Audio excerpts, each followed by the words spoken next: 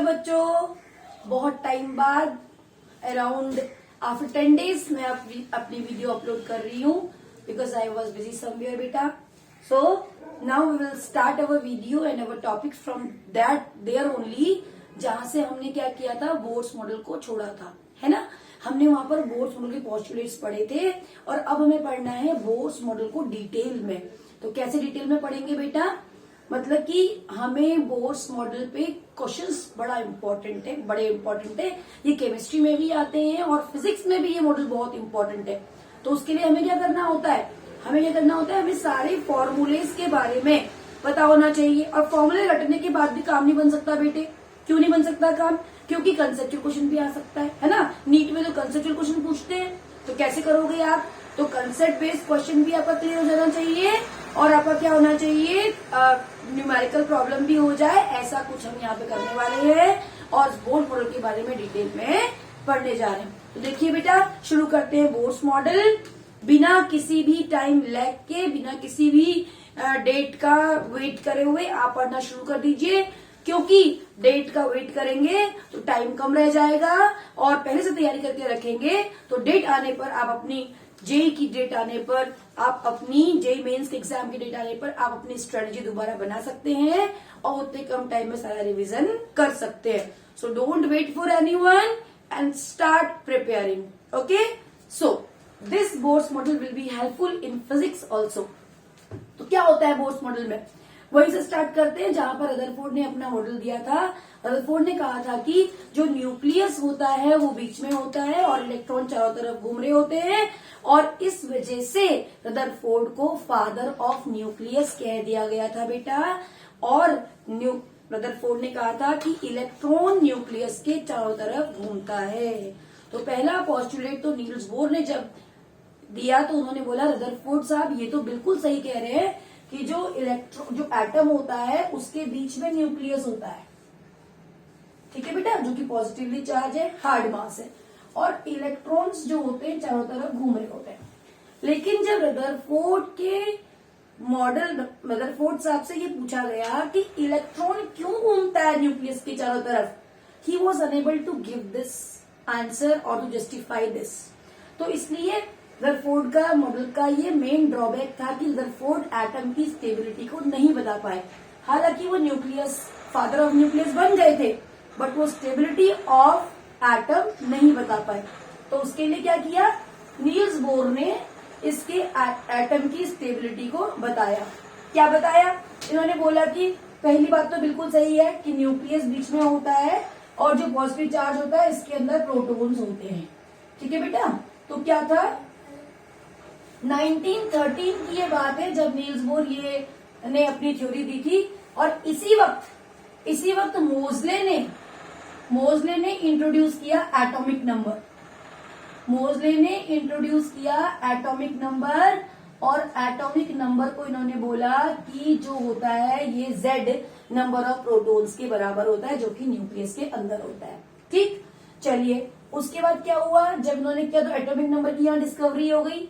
तो Niels Bohr एक पहले इंसान थे जिन्होंने क्वांटम थ्योरी को एक्सप्लेन करने के लिए यूज किया था, एटॉमिक मॉडल को एक्सप्लेन करने के लिए. और जब यहाँ पर एटॉमिक नंबर की डिस्कवरी हो गई तो इसी सन में 1913 में क्या हो गया, पीरियोडिक टेबल का लॉ बदल गया. 1913 से पहले हम क्या बोलते थे, physical and chemical properties of elements are periodic function of their atomic masses. मतलब जो किसी भी एलिमेंट की फिजिकल और केमिकल प्रॉपर्टीज होती है वो उसके एटॉमिक मास पर डिपेंड होती है. मतलब जो क्लासिफिकेशन किया गया था वो एटॉमिक मास के बेसिस पर किया गया था. लेकिन जैसे ही एटॉमिक नंबर की डिस्कवरी हो गई तो उन्होंने बोला कि अब ये एटॉमिक नंबर के बेसिस पर किया जाना चाहिए, जिससे कि जितने भी ड्रॉबैक्स हैं वो ओवरकम हो जाए. तो इसलिए, और नील्स बोर ने भी इसको करने के लिए हामी भरी थी, तो इसलिए मॉडर्न पीरियोडिक टेबल को बेटा हम बोर्ड्स टेबल भी बोलते हैं. ठीक है, एक साल में पीएमटी में या नीट में मेडिकल के पेपर में ये क्वेश्चन पूछा हुआ था, बुक में देखेंगे तो आपको वहां पर भी मिल जाएगा. चलिए, तो ये बात हुई. सेकंड बात क्या हुई, सेकंड बात जो इन्होंने बोली कि इलेक्ट्रॉन जो है ये न्यूक्लियस के चारों तरफ घूमता है. बिल्कुल सही बात. जस्टिफाई करने के लिए नील्स बोर ने क्या बोला, नील्स बोर ने कहा बेटा कि जो कोई भी बॉडी किसी भी हार्ड मास है, किसी भी चीज के चारों तरफ घूमती है सर्कुलर पाथ में, है ना, तो उसको क्या चाहिए, एक सेंट्रीपिटल फोर्स चाहिए। और वो जो सेंट्रीपिटल फोर्स होती है उसे कौन प्रोवाइड करेगा। जैसे आपने क्या पढ़ा है, सन है, सन के चारों तरफ अर्थ घूमती है, तो अर्थ क्यों घूम रही है, अर्थ में क्या है, ग्रेविटेशनल फोर्स है, तो वो ग्रेविटेशनल फोर्स क्या प्रोवाइड कर रहा है उसको, सेंट्रीपिटल फोर्स। तो उन्होंने क्या बोला, ये भी चार्ज स्पीशीज है इलेक्ट्रॉन, और प्रोटॉन भी चार्ज स्पीशीज है। जब इलेक्ट्रॉन चारों तरफ घूम रहा है प्रोटॉन के, तो उसको भी सर्कुलर मोशन में घूमने के लिए सेंट्रीपिटल फोर्स की जरूरत है, जो कौन प्रोवाइड करेगा, इलेक्ट्रोस्टैटिक फोर्स ऑफ अट्रैक्शन। यानी कि इस प्रोटॉन और इस इलेक्ट्रॉन के बीच में एक फोर्स काम करती है, इसको बोलते हैं इलेक्ट्रोस्टैटिक अट्रैक्शन। और इलेक्ट्रोस्टैटिक फोर्स जो होती है वही यहाँ पर सेंट्रीपिटल फोर्स प्रोवाइड करती है। आपने फिजिक्स में पढ़ा हुआ है, जब किसी दो चार्ज स्पीशीज को, मान के चलो Q1 और Q2 दो चार्ज स्पीशीज है, इनके बीच की डिफरेंस रेडियस r हो, तो इसके बीच में जो फोर्स काम करती है बेटा, वो क्या काम करती है, 1/4πε0 और Q1 Q2 अपॉन r², है ना बेटा, ये काम करती है। जहां पर ε0 क्या है, परमिटिविटी इन स्पेस है ना, और इस पूरे की वैल्यू कितनी होती है, 9 × 10⁹ न्यूटन मीटर स्क्वायर पर कूलम स्क्वायर, सबको मालूम है, ठीक है बेटा। और ये ε0 की वैल्यू भी पता है आपको, 8.854 10⁻⁻12 होती है ना। तो और ये डिस्टेंस हो गया, ये Q1 एंड Q2 हो गया। तो उन्होंने बोला कि इलेक्ट्रोस्टैटिक फोर्स जो है वो क्या कर रही है, सेंट्रीपिटल फोर्स प्रोवाइड कर रही है। और सेंट्रीपिटल फोर्स क्या होती है, ये बन गया हमारा force, electrostatic force, electrostatic force बन गई। और ये इलेक्ट्रोस्टैटिक फोर्स ऑफ अट्रैक्शन क्या प्रोवाइड कर रहा है, सेंट्रीपिटल फोर्स। अब क्या होती है ये सेंट्रीपिटल फोर्स, इसको बोलते हैं सेंट्रीपिटल फोर्स। और ये सेंट्रीपिटल फोर्स जो होती है, आपने पढ़ा हुआ है, F = होता है बेटे mv² अपॉन r, है ना। तो इस फोर्स को, जो सर्कुलर मोशन में घूम रही है, उस फोर्स को, फोर्स तो लग रही है, क्यों, क्योंकि यहाँ पे इलेक्ट्रॉन की डायरेक्शन चेंज हो रही है। नहीं, अगर आप बिल्कुल सीधे चलते जाओ तो वहां पर कोई हमारी बॉडी में फोर्स नहीं लग रही है ना। लेकिन अगर हम डायरेक्शन चेंज करते हैं तो हमारी बॉडी में कोई ना कोई ऐसी चीज है, कोई ना कोई फोर्स ऐसी है जो हमारे को डायरेक्शन चेंज करवा रही है हमारी बॉडी को। तो यहाँ पर फोर्स लग रही है, कौन सी लग रही है, वो सेंट्रीपिटल फोर्स नहीं लग रही, कौन सी लग रही है, इलेक्ट्रोस्टैटिक फोर्स ही उसको घुमाने के लिए रेस्पॉन्सिबल है, इलेक्ट्रॉन को न्यूक्लियस के चारों तरफ। तो ये बात कही नील्स बोर ने, ठीक है बेटा। तो देखिए कैसे हम बात करेंगे। अब यहाँ पर दो फॉर्मूलेज हमारे इंट्रोड्यूस होने वाले हैं, और उन्हीं फॉर्मूलों के ऊपर हमारे पास क्या है, सारी कहानी चलेगी। तो क्या कहानी है, इसको हम आगे प्रोसीड करते हैं। देखिए तो क्या है, हमने क्या बोला कि इलेक्ट्रोस्टैटिक फोर्स जो है वो हमें क्या देगा, सेंट्रीपिटल फोर्स प्रोवाइड कराएगा। तो हम क्या करेंगे, F फोर्स जो है वो क्या थी, mv² अपॉन r = किसकी इक्वल रहेगी बेटा, 1/4πε0। Q1 क्या हो गया हमारे पास, इसके अंदर क्या है, प्रोटॉन्स है, वो किसके बराबर है, Z के बराबर। चार्ज कितना है, E, और यहाँ पर चार्ज कितना है, E। तो एक Q1 कितना हो गया, ZE, Q2 कितना हो गया, E। तो क्या हो जाएगा बेटे, ZE × E अपॉन r²। और r क्या है, यहां से यहां तक की डिस्टेंस, ठीक, रेडियस हो गया। अब हम इसकी पूरी वैल्यू पुट करेंगे। इसकी पूरी वैल्यू आएगी हमारे पास क्या बेटा, 9 × 10⁹ जब आप इसको पुट करोगे तो आपका बन जाएगा mv² upon r = 9 × 10⁹ ZE² upon r²। एक r से ये r गया, क्या बना, mv² = 9 × 10⁹ ZE² अपॉन r। और यहां से हमारे पास ये फॉर्मूला ड्राइव होके आ गया, ठीक। एक इक्वेशन आप ये बनाइए। पहली बात क्या हुई, इन्होंने क्या बोला कि जब इलेक्ट्रॉन चारों तरफ घूमता है तो उसे क्या चाहिए, सेंट्रीपिटल फोर्स चाहिए, ठीक। चलिए सेकंड बात तो हम जस्टिफाई कर दिया, मतलब रदरफोर्ड का जो ड्रॉबैक था वो यहाँ पर जस्टिफाई हो गया। नील्स बोर ने बोला सेंट्रीपिटल फोर्स वो है जो इलेक्ट्रोस्टैटिक फोर्स जनरेट होती है। इलेक्ट्रोस्टैटिक फोर्स क्या करता है, वो इलेक्ट्रॉन को मूव करने के लिए कराता है, मूव करने के लिए रिस्पॉन्सिबल होता है, जिसकी वजह से क्या होता है, वो इलेक्ट्रॉन न्यूक्लियस में नहीं गिर पाता और इलेक्ट्रॉन चारों तरफ घूमता रहता है। किसके, न्यूक्लियस के चारों तरफ। हो गया। अब एक और बात इन्होंने बोली, इन्होंने बोला कि जैसे ये न्यूक्लियस है, ठीक, ये देखो न्यूक्लियस, इलेक्ट्रॉन बेटा क्या होता है एक्चुअली, इसके चारों तरफ, न्यूक्लियस के चारों तरफ tremendous infinite number of shells होते हैं, इनफाइनाइट नंबर ऑफ शेल्स। लेकिन इलेक्ट्रॉन सब में नहीं घूमता, इलेक्ट्रॉन वहीं घूमता है, नील्स बोर ने थ्योरी में ये बोला, इलेक्ट्रॉन वहीं घूमता है जहां उसका एंगुलर मोमेंटम क्वांटाइज्ड होता है। तो उन्होंने क्वांटाइज्ड कंसेप्ट को यूज किया यहाँ पर फिजिक्स का। क्वांटाइज का मतलब आप जानते हो, जब कोई भी एक फिजिकल प्रॉपर्टी दूसरी फिजिकल प्रॉपर्टी का इंटीग्रल मल्टीपल होता है तो उसे हम क्वांटाइज्ड बोलते हैं। आया समझ में बेटा? देखिए क्या हुआ, इन्होंने बोला कि बहुत सारे n नंबर ऑफ शेल्स है, लेकिन इलेक्ट्रॉन वहीं घूमेगा जहां पर मोमेंटम क्वांटाइज्ड है, यानी कि इलेक्ट्रॉन यहाँ एंगुलर मोमेंटम क्वांटाइज्ड है, यानी कि इलेक्ट्रॉन यहाँ घूम रहा है, ये n इंटीजर होगा, n इक्वल्स टू 1। अगर इलेक्ट्रॉन यहाँ पर घूम रहा है, यहाँ पर देखिए इलेक्ट्रॉन यहाँ पर घूम रहा है, तो n इक्वल्स टू यहाँ पर 2 हो जाएगा। और इलेक्ट्रॉन अगर यहाँ पर मान के चलो घूम रहा है तो इसका नंबर बोला n इक्वल्स टू 3 हो जाएगा। और इसको इन्होंने बोला ऑर्बिट। इन्होंने बोला कि जो इलेक्ट्रॉन है उसके लिए कोई रास्ता नहीं बना हुआ है, जहां इलेक्ट्रॉन जाता है उसे ऑर्बिट बोलते हैं। जहां पर इलेक्ट्रॉन चल रहा है बेटा वो ऑर्बिट है। Electron is a form of energy, it can not be created not destroyed. You can not say that, आप नहीं कह सकते कि आपने इलेक्ट्रॉन के लिए रास्ता बनाया है। जहां इलेक्ट्रॉन जाता है वो उसका रास्ता बन जाता है, और इलेक्ट्रॉन वहीं जाता है जहां पर एंगुलर मोमेंटम क्वांटाइज होता है। अब इसकी बात समझो, n इक्वल टू 1 में कितना होगा, 1h/2π। 2013, 2016 और 2010 और 12 के पेपर में देखना, और उसके बाद भी नीट के पेपर में अगर आप देखोगे तो आपको कुछ इस तरीके के कंसेप्चुअल क्वेश्चन वहां पे मिलते हैं। और जेई में आपको इसके ऊपर बहुत ही शानदार बढ़िया क्वेश्चन करने को मिलते हैं कंसेप्चुअल बेस्ड। ठीक है, तो क्या मिलेगा, 2h/2π यहाँ पर हुआ, यहाँ पर 3h/2π यहाँ पर हुआ। अगर अगले शेल में घूमेगा तो वहां पर 4h/2π हो जाएगा। ठीक है, तो क्या है, इंटीग्रल मल्टीपल होता है, वहां पर घूमता है। यानी कि जो एंगुलर मोमेंटम है, लीनियर मोमेंटम क्या होता है बेटा, आपने पढ़ा है छोटी क्लास में, लीनियर मोमेंटम जो होता है वो mv होता है। तो अगर इसी mv को मैं अगर r से मल्टीप्लाई कर दूं तो ये बन जाता है एंगुलर मोमेंटम। एक सर्कुलर एंगल में जब रोटेट करता है किसी भी सर्कुलर बॉडी के चारों तरफ, ये आपने फिजिक्स में पढ़ा भी होगा।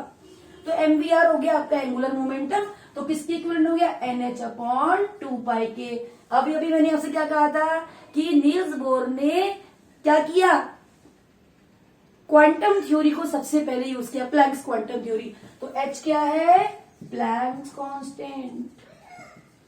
ठीक है बेटा, प्लैंक्स कांस्टेंट वैल्यू कितनी होती है, 6.6 10⁻⁻34 जूल सेकेंड। ठीक, और r रेडियस हो गया, v वेलोसिटी हो गई। ठीक है बेटा, किसकी बात कर रहे हैं, इलेक्ट्रॉन की। ये क्या हो गया, मास ऑफ इलेक्ट्रॉन कितना होता है, ये आप पढ़ चुके हैं, 9.1 10⁻31 kg। ठीक है बेटा, तो ये हुआ हमारे पास सारा, दो इक्वेशन बन के आ गई हमारे पास, एक इक्वेशन ये और एक इक्वेशन ये। इन दोनों इक्वेशन का ही खेल है। हमें क्या करना है, नील्स बोर ने क्या स्टडी किया, हाइड्रोजन के पार्टिकल के ऊपर स्टडी किया। और नील्स बोर ने क्या किया, हाइड्रोजन के लिए इलेक्ट्रॉन, जब हाइड्रोजन के एटम में इलेक्ट्रॉन जब घूमता है उसके शेल में, ऑर्बिट में, तो नील्स बोर ने क्या कैलकुलेट किया, radius of the orbit, velocity of the electron in the orbit, kinetic energy of the electron, potential energy of the electron, mechanical energy of the electron, है ना बेटा। तो उन सब चीजों के बारे में डिटेल यहाँ पर स्टडी किया गया। तो ये जो दो फॉर्मूले हैं इनको आप ध्यान रखेंगे, इसी से सारी कहानी होने वाली है। इसी से हम रेडियस निकालेंगे इस ऑर्बिट का, और इसी से हम क्या निकालेंगे, वेलोसिटी भी फाइंड आउट करने वाले हैं। बहुत जल्दी आपको बहुत सारी चीजें समझ में आने वाली हैं और आप इसको करने वाले हैं। देखिए बेटा, तो आप इन दो फॉर्मूलों को जरा ध्यान में रखें जो हमने अभी अभी निकाले हैं, और उन दोनों फॉर्मूले से अभी हम कहानी को आगे बढ़ाएंगे। सबसे पहले हम निकालेंगे रेडियस। ठीक है, तो रेडियस ऑफ ऑर्बिट हम कैसे निकालेंगे, जरा इस पर ध्यान देंगे। देखो बेटा, अभी हमने ये बोला कि इलेक्ट्रॉन जहां घूमता है उसे ऑर्बिट बोलते हैं। अब इन ऑर्बिट का हमें रेडियस निकालना है। होते ट्रिमेंड्रस शेल्स है, लेकिन इलेक्ट्रॉन वहीं घूमता है जहां पर मोमेंटम क्वांटाइज होता है। यानी कि अब आप क्या बोलोगे, अगर कोई आपसे बोलेगा कि how many orbits are present around the nucleus of hydrogen atom, तो आप ये नहीं बोलोगे कि एक ही शेल होता है। बच्चे क्या बोलते हैं, मैडम उसमें तो एक ही इलेक्ट्रॉन होता है, एक ही शेल होता है। ट्रिमेंड्रस शेल होते हैं, बहुत सारे होते हैं, इनफाइनाइट नंबर ऑफ शेल्स होते हैं, लेकिन आप बोलोगे मैडम इलेक्ट्रॉन एक ही होता है और वो जिस शेल में घूमता है वहां पर उसका मोमेंटम क्वांटाइज्ड होता है। ठीक है, इसलिए हम हमेशा 1s ऑर्बिटल लिखते हैं, 1s1। अच्छा देखिए ये हुआ। अब देखिए हमने क्या बनाया, दो इक्वेशन बनाए, हमें आर निकालना है। तो हम क्या करेंगे, हमने बताया कि जो F होता है वो जो होता है सेंट्रीपिटल फोर्स जो होती है वो क्या होती है बेटा, mv² के बराबर होती है, जिससे कौन प्रोवाइड कराता है, 1/4πε0 ZE²/r²। इससे ये भागा, हमारी इक्वेशन बन के आई थी 1mv²/1/4πε0 ZE²/r। ठीक है बेटा, this is our equation 1 and second equation mvr=nh/2π। और अगर मैं यहां से वेलोसिटी की वैल्यू निकाल दूं, v की वैल्यू निकाल दूं और उसको यहां पुट कर दूं तो क्या हो जाएगा, हमारा r निकल के आ जाएगा। तो हम क्या करते हैं, v निकाल लेते हैं। v क्या आने वाला है मेरा, nh/2πm/r। ठीक है बेटा, और हम इस वैल्यू को यहां से इधर पुट कर देते हैं इक्वेशन 1 में। जब हम यहां पुट करेंगे तो क्या आने वाला है, v की वैल्यू nh/2πmr। चलो बच्चों पुट करते हैं, क्या लिखेंगे, v इंटू nh/2πmr हो गया, स्क्वायर हो गया। ध्यान से देखेंगे, ये वैल्यू 9 10⁻9 हो गई। ठीक है बेटा, ये ZE²/r हो गया। तो हम उसे ओपन करिए, ये बन जाएगा मेरा m into n square h square 2 2 4 pi square m²r²। ठीक है बेटा, एक m से एक m काट दो, इक्वल्स टू 9 10⁻9 ZE²/r। इस r से ये r काट दो, कैंसिल हो गया। और कुछ हो सकता है क्या, n square h square 4 pi square mr बचा, 9 10�9 ZE², ये बचा बेटे। और अब हम क्या करते हैं, सारी कांस्टेंट वैल्यूज की वैल्यू पुट कर देते हैं और हमारा काम हो जाने वाला है। हमें r निकालना है। जब मैं r को यहाँ पर क्रॉस मल्टीप्लाई करूंगी तो क्या हो जाएगा, ये सारी की सारी टर्म, ये टर्म नीचे आ जाएगी। नहीं बेटा, इसको r को इधर ले जाते हैं, इसको नीचे ले आते हैं, तो क्या बन जाएगा मेरा, r equals to n square h square 9 into 10⁹ into क्या होगा बेटे, ZE² into 4 pi square m। m क्या हो गया हमारे पास, मास ऑफ इलेक्ट्रॉन। चलो अब हम वैल्यू पुट करेंगे। तो बेटा ऐसा कुछ मुश्किल नहीं है, ये आप एक फ्लो में करोगे तो हो जाएगा, बट करके देखिए, क्योंकि कंसेप्चुअल क्वेश्चन भी पेपर में आता है। और नील्स बोर का जो कंसेप्ट है ये आपको पक्का करना चाहिए, क्योंकि ये फिजिक्स में, मॉडर्न फिजिक्स में भी आपके काम आने वाला है। ठीक है बेटा, तो मॉडर्न फिजिक्स में भी आपके काम आएगा और केमिस्ट्री में भी आपके बहुत ही इंपॉर्टेंट कंसेप्ट है। तो जेई के लिए, जेई मेंस के लिए, मेडिकल के लिए आप इसको पक्का तैयार करिए, आपको एक क्वेश्चन पक्का मिलने वाला है, फिजिक्स में भी हेल्प होने वाली है। ठीक है बेटा, चलो अब r की वैल्यू पुट करते हैं। अब हमने r यहाँ पर निकाला है, r हो गया, n तो हमारा बेटा फिक्स है, n तो हमारा फिक्स है ना, यहां से शुरू करते हैं। n तो हमारा फिक्स है, फिक्स नहीं है मतलब वेरिएबल है। n की वैल्यू जो होती है वो क्या होती है, n equals to integer 1 2 3 so on, कुछ भी हो सकती है। न्यूक्लियस से दूर जाएंगे तो n की वैल्यू चेंज होती जाएगी। h प्लैंक कांस्टेंट हो गया, ठीक है। तो r इक्वल्स टू क्या हो जाएगा, h की वैल्यू रखो 6.6 10⁻34 का होल स्क्वायर, ठीक। और क्या हो जाएगा, n स्क्वायर में इधर रख देती हूँ, और क्या बनेगा मेरा 9 10⁻9 इंटू z क्या है, एटॉमिक नंबर है, ये भी बदलेगा क्योंकि हाइड्रोजन के लिए तो 1 होगा, लेकिन हाइड्रोजन लाइक पार्टिकल के लिए z की वैल्यू बदल जाएगी।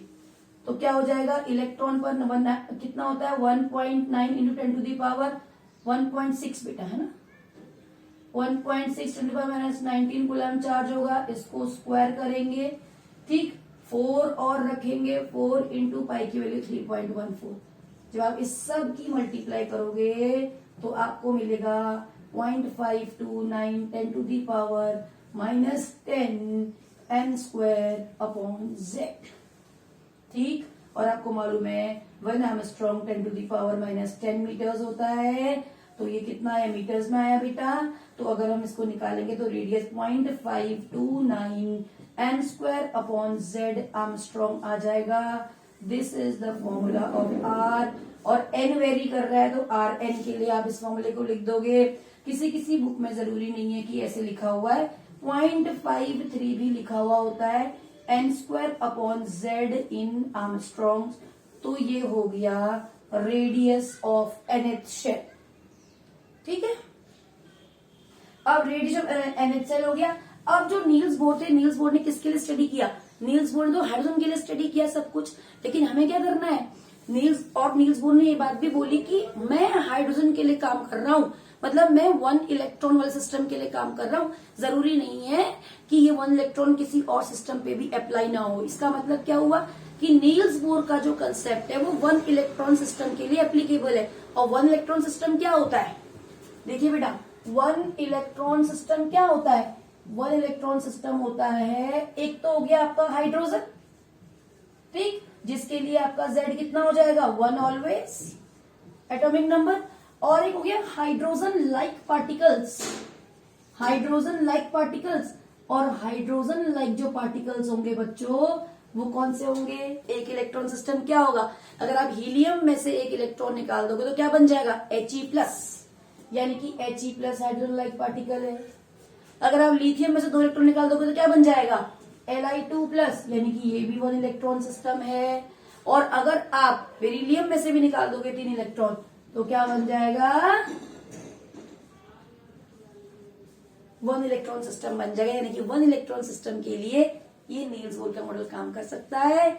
और अगर हाइड्रोजन के लिए जो बात कही गई, हाइड्रोजन का रेडियस को बोला गया बोर्स रेडियस, तो सीधा आपसे ये पूछते हैं, आपसे ये नहीं पूछते कि हाइड्रोजन का पहले में रेडियस बताओ, कभी कभी पूछ लेते हैं लेकिन बच्चों को कंफ्यूज करने के लिए पूछते हैं बताओ बोर्स रेडियस क्या होगा। तो क्या है बोर्स रेडियस, हाइड्रोजन के लिए काम किया हुआ को बोर्स रेडियस बोलते हैं। फॉर्मूला मेरा क्या हो गया है, Rn = 0.53 n square upon z, ठीक है। तो क्या है 0.529 क्या है बेटा n स्क्वायर अपॉन z, क्या आर्मस्ट्रॉन्ग्स, ठीक है। हाइड्रोजन के लिए मैं क्या करूंगी, पहला शेल है n = 1 हो जाएगा, z भी 1 हो जाएगा पहले शेल के लिए, पहले शेल पर काम किया तो ये आ जाएगा 0.529 Armstrong. My dear students, this is called Bohr's radius, इसको बोलते हैं बोर्स रेडियस, गॉट इट। अब हम क्या करेंगे, हाइड्रोजन लाइक पार्टिकल्स के लिए निकालेंगे। क्या बनेगा हमारा फॉर्मूला, क्या बनेगा बेटा 0.529 n स्क्वायर अपॉन z।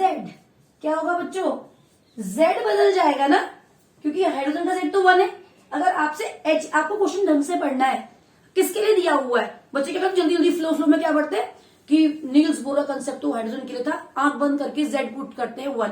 नहीं बेटा, क्वेश्चन में ढंग से पढ़िए क्या लिखा हुआ है, क्या लिखा हुआ है He+, अगर He+ है तो उसका z कितना होगा 2 होगा, तो यू विल पुट 2। आपसे पूछा जाएगा कि find out the radius of the third orbit of He+ species, ठीक है। तो आप क्या करेंगे, यहां पर 0.529 n कितना पूछा है थर्ड, तो 3 की n की वैल्यू 3 हो गई, z आपका 2 हो जाएगा। आप जो कैलकुलेट करोगे it will be your answer.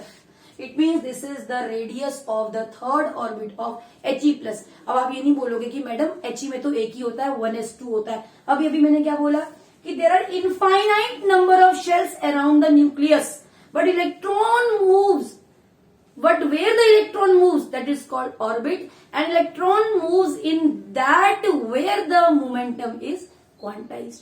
मैंने नहीं बोली ये बात, किसने बोली, नील्स बोर ने अपने कंसेप्ट में बोली, गॉट इट। तो चीजों को ढंग से समझिए। हाइड्रोजन के लिए हमने क्या किया और हाइड्रोजन लाइक पार्टिकल्स के लिए हमने क्या किया।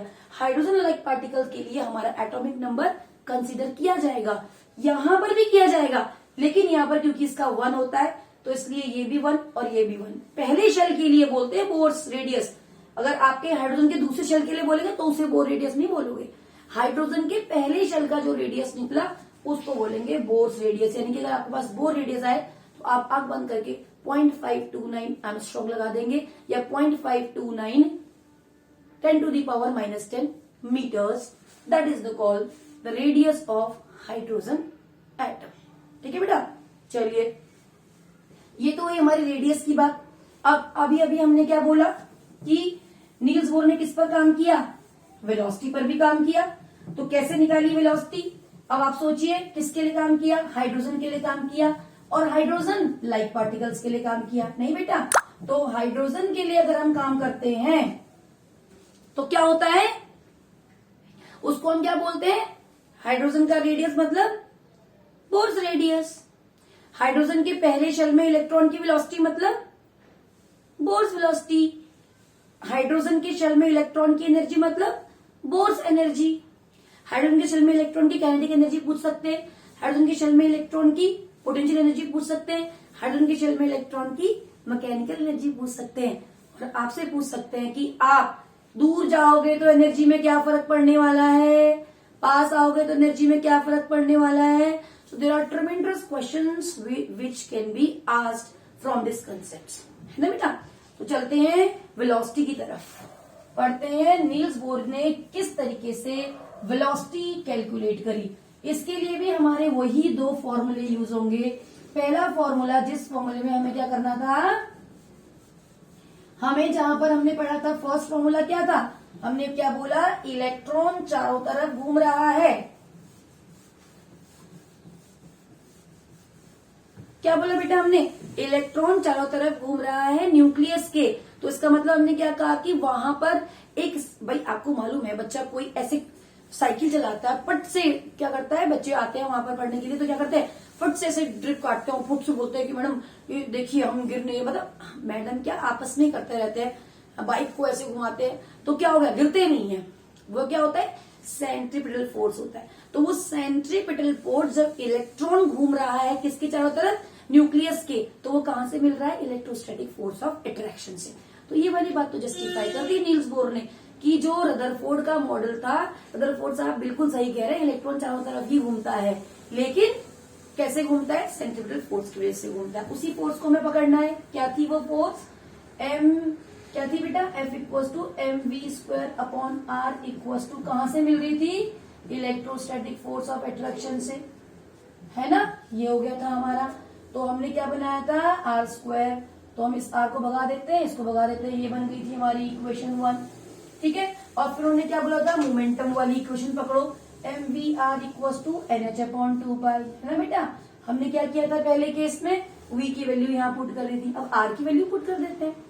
ठीक है, r निकाल लेते हैं, r क्या आएगा, nh/2π mv। देखो बेटा आ गया, इसकी वैल्यू को उठाकर यहाँ पुट करो, इस इक्वेशन में यहाँ पुट करते हैं, नहीं यहाँ पुट करो और यहाँ से हमारा v आ जाएगा।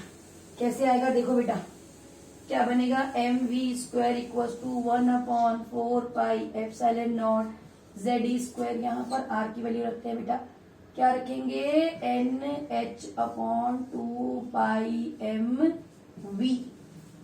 ठीक है, तो क्या होगा, इस 2 से ये काट दो, इस पाई से ये काट दो, और m से भी m कैंसिल हो जाएगा, कोई बात नहीं। फिर ऊपर लेके चलते हैं, थोड़ा सा मेडिकल वालों को समस्या होती है तो चलो कोई नहीं, 2 × ε0, ये mv ऊपर आ जाएगा और nh नीचे रह जाएगा। ध्यान से देखो, है ना। तो इस m से ये m कट जाएगा, एक v से एक v कट जाएगा, तो हमारा v बन के आ जाएगा बेटा, v equal to ze² 2ε0 nh। देखो बेटा ये आ गया। अब हम क्या करेंगे, क्योंकि z तो वेरी करेगा और n भी वेरी करेगा, तो इसको अलग से लिख लेते हैं। क्या लिखें, v और कांस्टेंट्स को एक तरफ लिख लेते हैं, t² / 2ε0 एच को यहाँ लिखते हैं बेटा, जेड अपॉन एन को यहाँ पे लिख लेते हैं। ठीक है, तो ये आ जाएगा मीटर पर सेकेंड में। अब सारी वैल्यूज को यहाँ पे पुट करोगे, 1.6 10 टू दी पावर -19 का होल स्क्वायर और 2 into epsilon naught 8.854 10 to the power कितना -12, एच की value 6.6 10 to the power -34, Z upon n करोगे तो बेटा ये पूरा का पूरा क्या आएगा, इस टर्म को कैलकुलेट करिए और आपकी वेलोसिटी आ जाएगी 2.2 into 10 to the power 6 Z upon n meter पर सेकेंड या स्पीड। ये देखिए आ गई। अब हमने क्या हुआ, नील्स बोर ने किसके लिए स्टडी किया, फिर सोचोगे किसके लिए किया स्टडी, हाइड्रोजन के लिए। तो हाइड्रोजन के ऑर्बिटल में इलेक्ट्रॉन की वेलोसिटी को क्या बोलेंगे, बोर्स वेलोसिटी। और अगर किसी और दूसरे पे निकाले, किसने भी निकाल सकते हो। अगर यहाँ पे इलेक्ट्रॉन होता तो आपको तो क्वेश्चन तो कैसे पूछ सकते हैं ना कि अगर हाइड्रोजन की ऑर्बिटल में 4 ऑर्बिटल हो जाए और चौथी ऑर्बिटल में अगर हाइड्रोजन जाए, अगर बोल दिया तो बताओ वहां पर वेलोसिटी क्या होगी उस इलेक्ट्रॉन की, है ना बेटा। तो हम ऐसे फाइंड आउट कर सकते हैं। और अगर हम हाइड्रोजन की वेलोसिटी की बात करें, हाइड्रोजन की वेलोसिटी नहीं, हाइड्रोजन के इलेक्ट्रॉन की वेलोसिटी की बात करें तो यहाँ मेरा जेड भी 1 हो जाएगा, एन भी 1 हो जाएगा और आंसर आएगा 2.2 10 टू दी पावर 6 मीटर पर सेकेंड, जिसको हम बोलेंगे बोर्स वेलोसिटी, है ना। तो नील्स बोर ने वेलोसिटी को किसके लिए स्टडी किया, सेम तरीके से वही स्टडी किया। क्या किया बेटे, hydrogen for hydrogen and for hydrogen like particles. तो हाइड्रोजन लाइक पार्टिकल्स के लिए तो हमें जेड को थोड़ा सा ध्यान में रख के लिखना पड़ेगा, चलना पड़ेगा। और हाइड्रोजन लाइक पार्टिकल्स के लिए तो जेड रखना पड़ेगा और हाइड्रोजन के लिए जेड भी 1 और पहली ऑब्जेक्ट हो जाए तो पहले में ही होती है वेलोसिटी, तो एन भी 1। तो क्या पढ़ा इन्होंने, वेलोसिटी हम कहां पर पढ़ेंगे बच्चों, एक पढ़ेंगे फॉर हाइड्रोजन एटम, ठीक, जिसके लिए Z तो 1 होता है आपको मालूम है, और N क्योंकि फर्स्ट ऑर्बिट में नील्स बोर ने पढ़ा तो बोर वेलोसिटी को हम फर्स्ट ऑर्बिट में पढ़ेंगे। क्या बोलेंगे, बोर्स वेलोसिटी क्या निकलेगी बेटा, V equals to 2.2 10 to the power 6, Z भी 1 ये भी 1, तो हो जाएगा इतना ही मीटर पर सेकेंड, तो इसको हम बोलेंगे बोर्स वेलोसिटी, ठीक। और हाइड्रोजन लाइक पार्टिकल्स के लिए क्या होते हैं, hydrogen like particles, hydrogen like particles क्या होते हैं बच्चों, He+, Li2+, Be3+। क्या करोगे इसके लिए, V equals to 2.2 10 to the power 6 Z upon n था ना बेटा। अगर He+ पूछेंगे तो आप He के लिए फॉर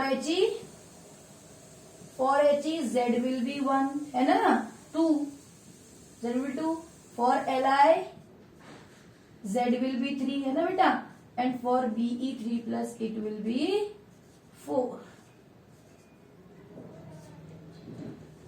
और n तो आप जिस तरीके से शेल में पूछा हुआ है, जिस शेल में पूछा हुआ है आप उस तरीके से n की वैल्यू निकालोगे। तो आप इसको कर सकते हो Vn, पूरा फॉर्मूला लिख सकते हो, Vn equal to 2.2 10 to the power 6 क्या था, Z अपॉन n मीटर पर सेकेंड। nth ऑर्बिट के लिए आप n की वैल्यू वही कर दीजिए, 1 2 3 4 5 6 जो भी आप ले सकते हो, उसमें आप हाइड्रोजन की वेलोसिटी, इलेक्ट्रॉन की वेलोसिटी निकाल सकते हो, ठीक है बेटा। मम्मा